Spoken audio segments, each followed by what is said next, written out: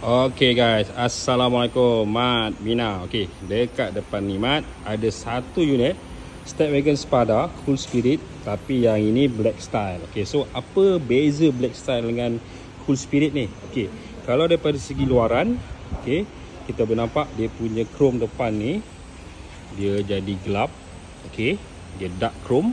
Okay, lepas tu dia punya bahagian sini, kalau katakan Cool Spirit dia matte, tapi kalau Black Style dia gloss, dia kilat.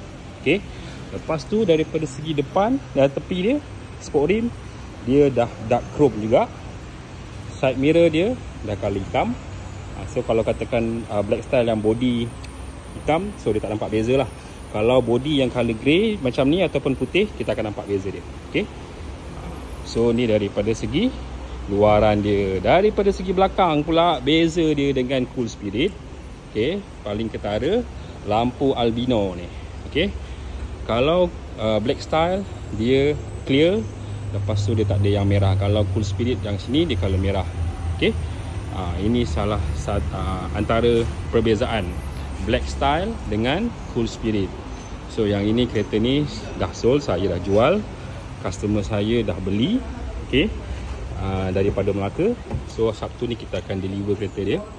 Okay, condition dalam memang cantik. So daripada dalam pula, beza Cool Spirit dengan Black Style. Black Style dia punya line tengah ni color purple.